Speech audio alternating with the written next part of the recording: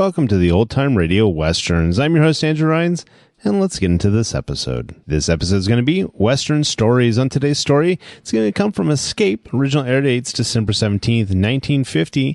The story is about an Old West and a great showdown on Main Street. Title of this episode is Wild Jack Rat, and I hope you enjoy. Again, thanks for listening. You, finding life rather dull, dreaming again of exotic places, wishing you were somewhere else? We offer you Escape.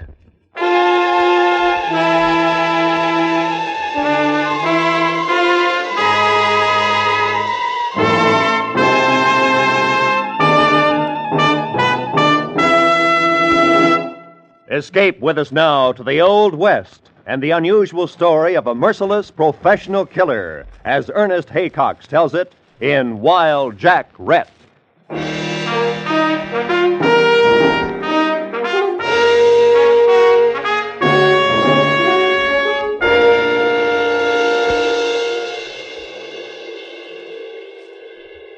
Red Mesa. A little town springing out of the hot, dry prairie beside the Chisholm Trail. A saloon, a hotel, 2 general stores, and a tiny church where the decent citizenry might pray for salvation while a wilder element, trail driver and teamster and buffalo hunter, restlessly searched out friend and enemy along the dusty main street. A small hill rose on the western edge of Red Mesa, plagued with a rash of graves, some marked and cared for, others sinking and forgotten. Man that is born of woman hath but a short time to live, and is full of misery. He cometh up and is cut down like a flower. He flieth as it were a shadow. While we're praying, a couple of you boys start throwing some dirt on the sheriff. O Lord, with whom do live the spirits of them that be dead, and in whom the souls of them...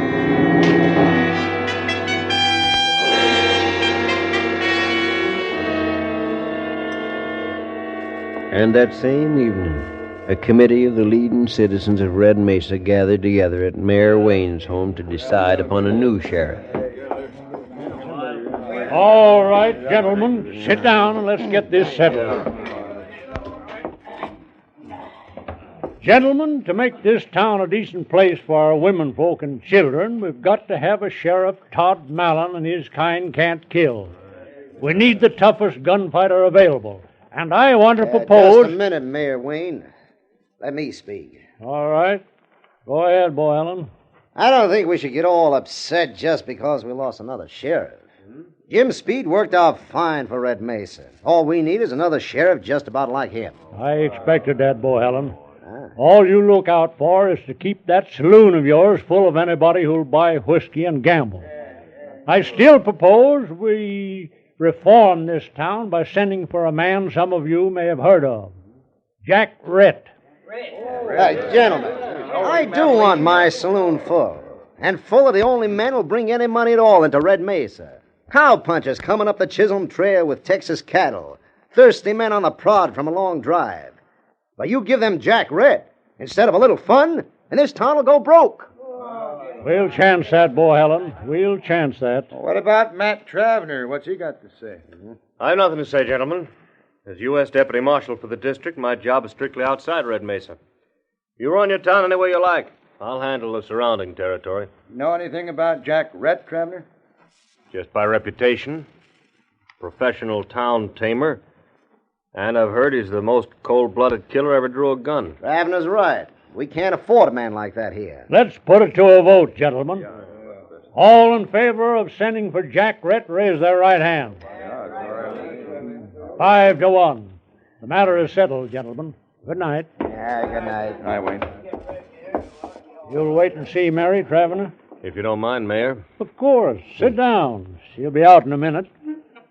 Well, Bo Allen is pretty mad. But after Jack Rhett is here for a while, at least there'll be less gunfighting. Be less anyway if Todd and Mellon were out of the way. He sets a bad example. He's a hard man to catch. Well, you've done all you can, Travener. There's just too much territory around here for Mallon and his gang to lose themselves in. He'll have to be taken by a town officer, and I think Rhett is the man to do it, if Mallon comes to town again. He'll come, Mayor. When the word gets out that Rhett is sheriff here, Mallon will have to face him or lose his reputation with his own men. Good evening, Father. Hello, Matt. Good evening. Hello, darling. Well, Matt Travener, aren't you going to kiss me? Well, of course, sure. Here. Mary. What a shameless wench you are. Oh, Father, you're old-fashioned. After all, we're engaged. Your mother, God rest her soul, didn't behave like that when we were engaged. The war changed things, Father. I know, but not for the better. Well, I'm off to bed. Don't stay up too late now. Good night. Good night, Father. You look worried, Matt. Do I? Tell me about it. Well, it's just that they're sending for a new sheriff. A legal killer named Rhett. He has quite a reputation, and there'll always be men to challenge it. That means more gunfighting. Is that it? I'm afraid so. It's a bloody way to peace, Mary. I know. Let's not worry about it now. Come on. I'll fix some coffee for us.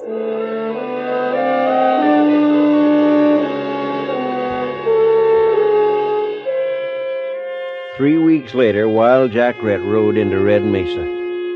He was 38 and at the peak of his reputation. He stood well over 6 feet, better than 200 pounds of plain sinew.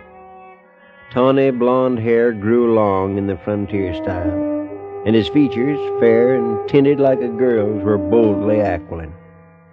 He was a picturesque man, till one looked at his eyes, which were large and pale blue, and had the disconcerting trick of remaining too steadily on people. There was to be seen in him the suggestion of inhumanity. He sent word to the committee that he'd meet him at the mayor's office that evening. It's 8 o'clock now. Where is he? He's in town, and that's bad enough. Be a sport, Bo Helen. We took a fair vote on Rhett. Here he comes now.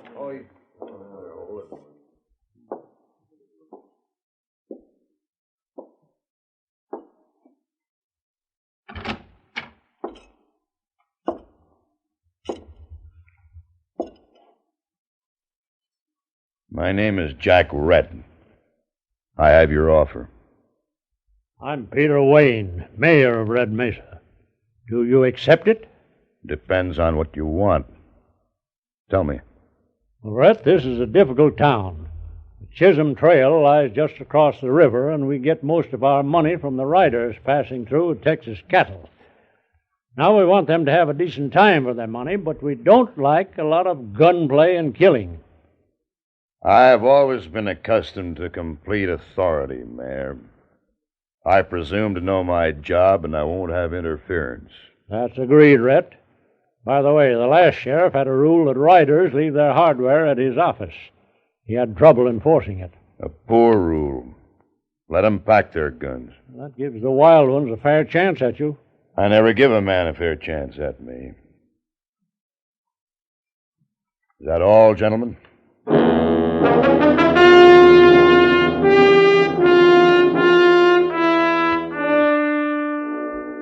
Bo Helen's saloon was the usual deadfall, with a huge bar along one side of the room and gaming tables toward the rear. Next morning, Bo Helen stood tapping the mahogany of the bar with his fingertips, staring thoughtfully at nothing. Good morning, Bo Helen. It's noon, Samus. Huh? Oh, sure. Draw me a beer, Mike. Where's the new sheriff, Bo Helen? Over there at the corner table. Came in just before you did. Huh? Barkeep, bring me a cigar, a glass of rye. Yeah. Now he's going to clean and reload his 6 guns, one at a time. By golly, he is. How'd you know? It's an old gunman's trick to impress the citizens. But there's no one here except you and me. Then it's to impress me. I don't...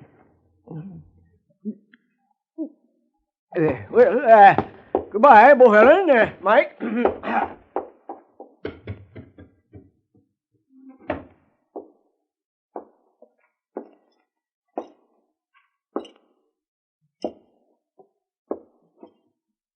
You've got something to say to me, Bohelen? Yes, I have. You're smart, Red. I recognize that. But your record for killing is too severe, and my business depends on an open town. Now, the reform element got you, and I'll go along for now. But just remember one thing. I can break you, Rhett, any time. I was waiting for that, Bohelen. Well, and I guess we understand each other. Hello? Oh, any luck, Matt? Just a morning's ride. Matt, here's Jack Rhett. Rhett, this is Mac Travener, U.S. Deputy Marshal for the district. Glad to know you, Rhett. You're young. Don't be misled. Rhett, your job is in town, mine is everything outside. So I'll either back you up here in Red Mesa or leave you strictly alone. I'll handle Red Mesa. All right. One more thing. I want Todd Mallon. If he comes to town again, he'll have to be taken. Will you do that, or shall I? What is he? Outlaw. His main line is plain robbery. Now I want him for killing Jim Speed. Let me handle Mallon. Why? Killing's my trade. Man doesn't live with enough animal instinct to get me. Maybe. Killing you would build a man's reputation considerable. Just so? Well, good luck, Rhett.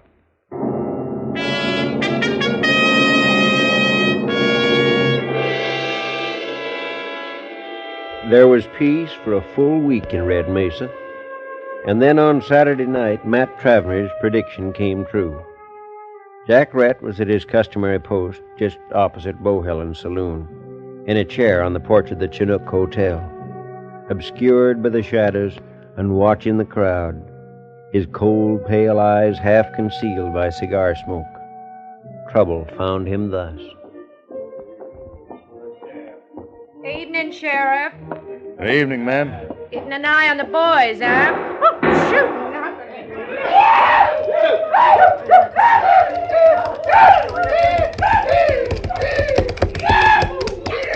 Where's the sweat that used to be in Abilene? Where's he hiding? Where's that great man, Wild Jack Rhett? Bring him out! Hello, cowboy. He's in a shadow!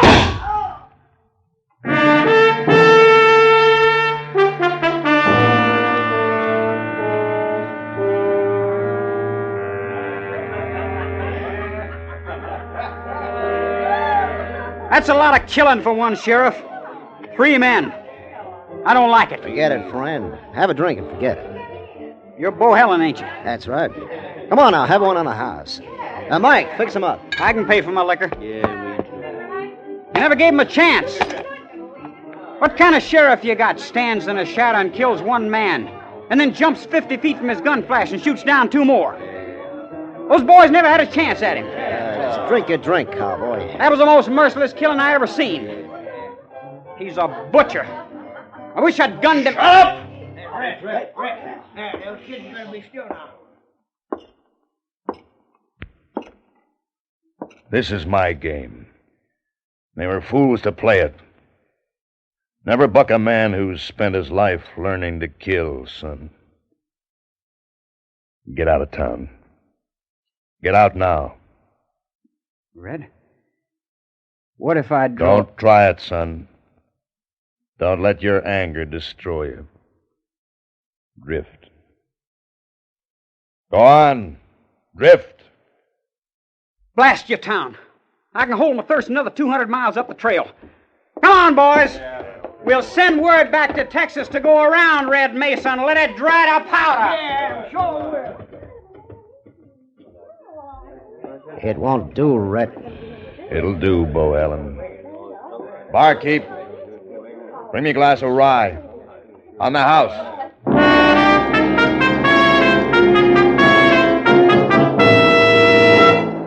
Rhett stood with his back to the bar, holding his drink and a thin black cigar carefully in one hand. He stood there for about 10 minutes.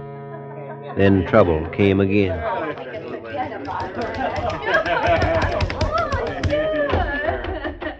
Todd Mallon, he's riding in with 4 men. Close the games. Open up the back doors. Well, Jack Rhett, now let's see you shoot down Todd Mallon and 4 men from the shadows. Good night, Bo Helen.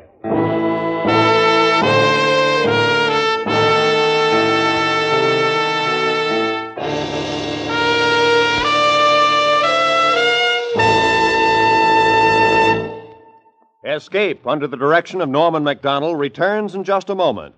Sorry, but if you think school teachers have it easy, you've got another think coming. Just ask our Miss Brooks, as played by Eve Arden, on most of these same CBS stations this evening. And now, back to Escape.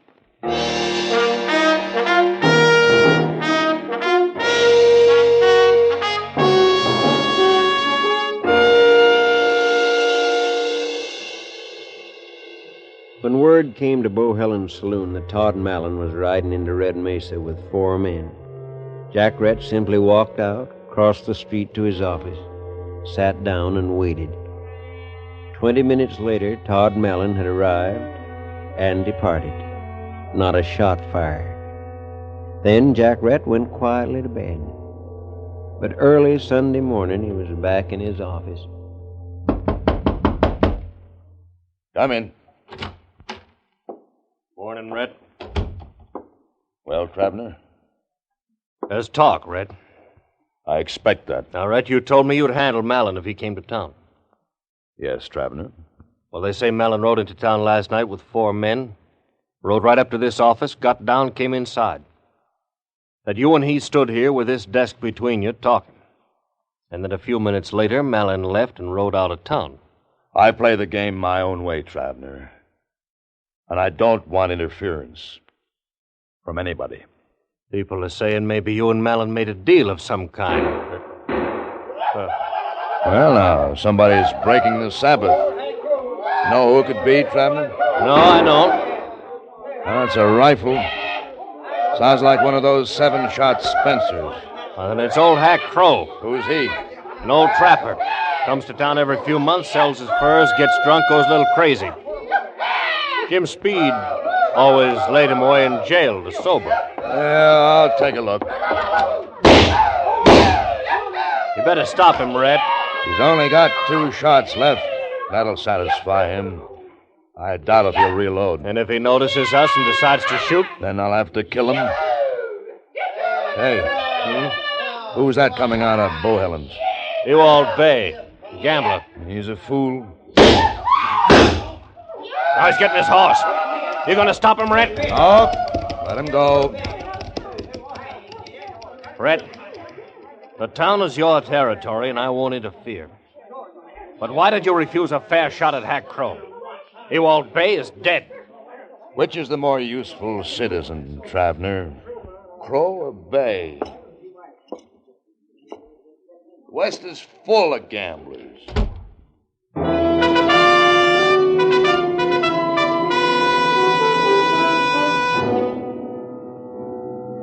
There was considerable talk that day in Red Mesa over Jack Rhett's aloof and cruel calm in condoning a shooting that had occurred under his very eyes and within reach of his formidable guns. Then, mid-afternoon, a rider came up from the prairie and reported finding old Hack Crow dead in a coulee, dry-gulched and robbed. Mayor Wayne heard about it and went to Bo Helen's saloon to hear more. Well, good evening, Mayor. Hello, Bo Helen. Got a brandy. And what do you think of your great Jack Rhett now, Mayor? It looks bad. Now, look, Mayor. Everyone knew Hack Crow carried his profits in his pocket. He always did that. So Rhett allowed him to leave, and Todd Mallon and his men were waiting for him in the coulee. Just simple as that. We have no proof of that, Bo Helen. No? And why didn't Rhett take Mallon when he rode in here last night? Because they made a business arrangement, that's why. Well, it doesn't look good, but shh. There's Rhett now. Barkeep, glass of rye. I don't want to talk to him yet. I'm leaving. Good night, Bo Helen. Good night, man. Mike, give me that rye. I'll take it over to the sheriff myself.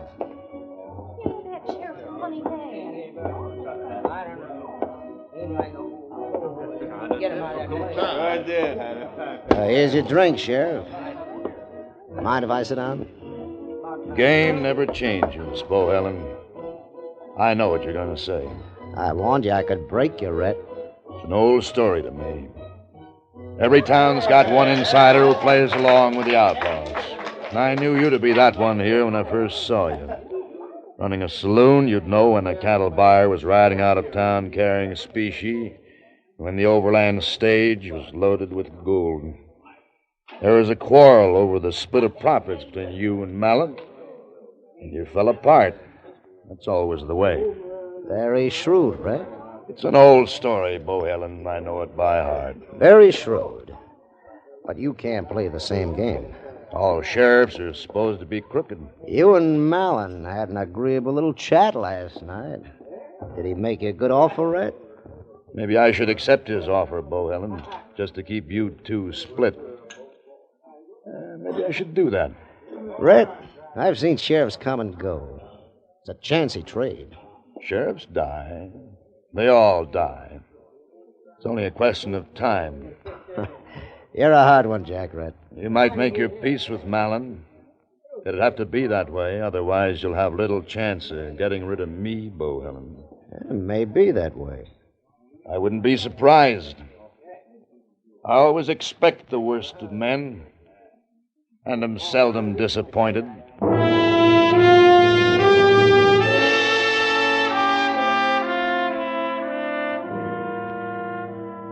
It was turning dark as Jack Rhett left Bohelen's saloon. Crossing the street, he walked into his office, but continued on out through the back door. A few minutes later, he stood in the gathering shadows opposite the OK stable and watched Bohelen ride out and drift into the prairie to the south. He knew now what to expect. It would happen soon, perhaps tomorrow. He returned to his office and slept the night there.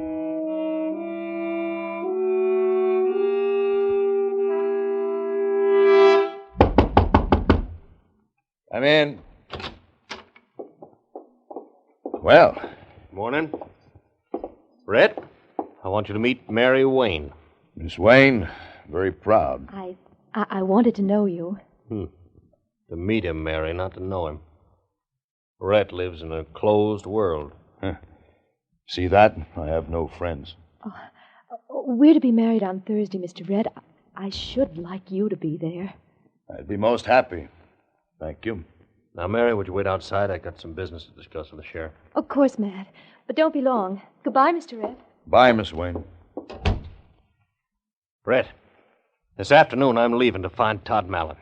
You had your chance, but you let him go. Wait, Travener. Wait. I've tried patience, Rhett, and I'm a poor hand at it. Travener, you have a fine girl. If it's not presuming, let me congratulate you, compliment her. Thank you. Was that all? I'll take care of Mallon. Give me a little time. It's my job. Rhett, I want to believe you. No man wearing a star should believe anybody. It's a weakness. Haven't I told you? Blessed if I quite understand you, Rhett. And understand this. Every man has his time. When it comes, he knows it. There's no turning back. Nothing makes any difference then except to stand up to the finish and go out in decent style. And yet you're the man never believes in giving another man a break. Don't try to understand me. You want help with Mallon? I have no faith in help. Coming, Mary. Wait, Travener. I'll suggest this much. Take one man. Ride due north to where the cattle trail crosses Tempest Creek. Be there tonight. Understand? Rhett, I'd hate to oppose you. If you did, you'd lose. I've been 15 years at this, Travener, which is 5 years beyond average luck.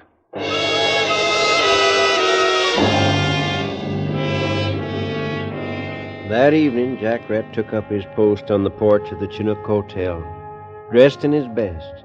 A hard white shirt, a blood-red Windsor tie, and a suit of black broadcloth swelling around the big, uncompromising shoulders.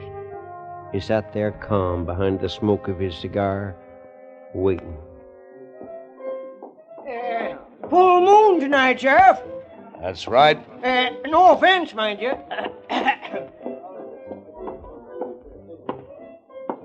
Good evening, Rhett. Hello, Mayor Wayne. Mayor, have you seen Travener? He rode north this afternoon. He'll be back tomorrow, he said. Good. Where's the sheriff? Here I am. Red, listen, I just come up South Creek and Todd Mallon and 6 men were only a quarter mile behind me, heading into town. All right, friend. Take cover. Yeah, sure. Rhett stood up and moved into the shadow at the end of the hotel porch. Across the street, Helen appeared in the full glow of the doorway of his saloon. Come out in the dark and meet your friends, Jack Rhett. What are you afraid of? It's only Mallon riding in to see you. Thieves fall out, but the urge for profits brings them together again. You should have known it, Rhett. Nothing surprises me. Well, there you are, Rhett.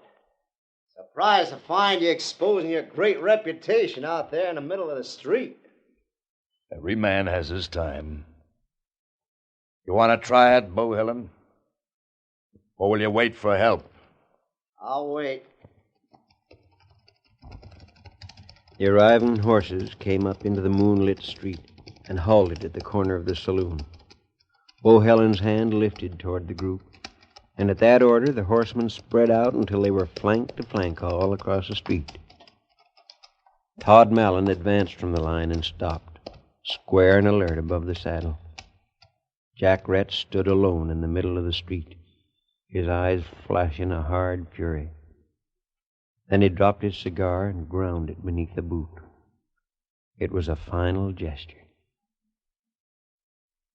How are you, Mallon? Goodbye, gentlemen.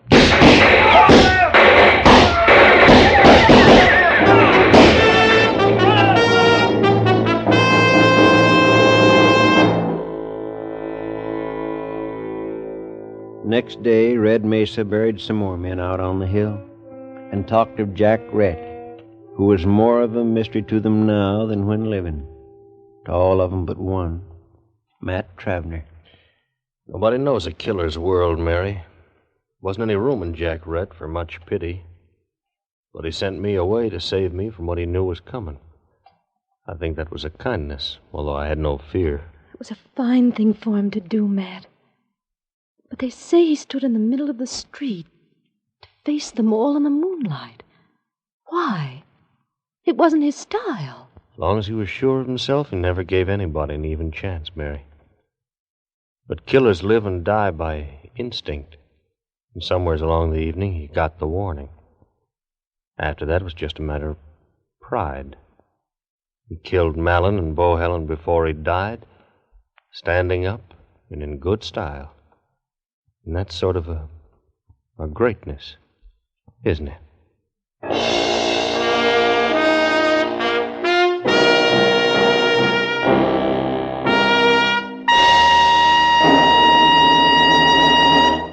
Under the direction of Norman Macdonnell, Escape has brought you Wild Jack Rhett by Ernest Haycox, especially adapted for radio by John Meston.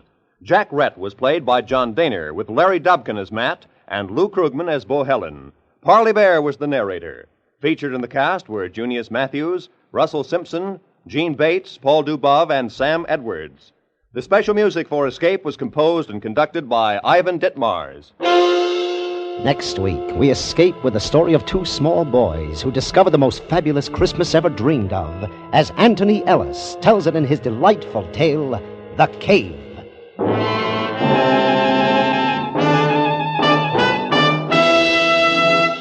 Stay tuned now for Make Believe Town, which follows immediately on most of these same CBS stations. Roy Rowan speaking for CBS, the Columbia Broadcasting System.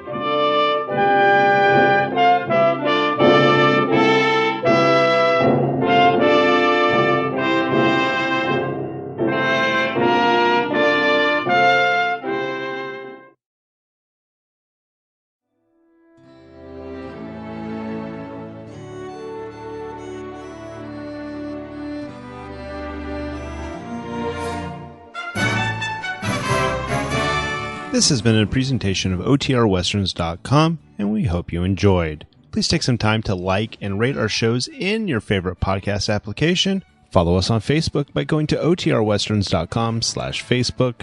Join in the conversation by going to OTRWesterns.com/Discord. And don't forget to send us an email, podcast@OTRWesterns.com. This episode is copyright under the attribution, non-commercial, share alike copyright. For more information, go to OTRWesterns.com/copyright. Have a great day, and again, thanks for listening.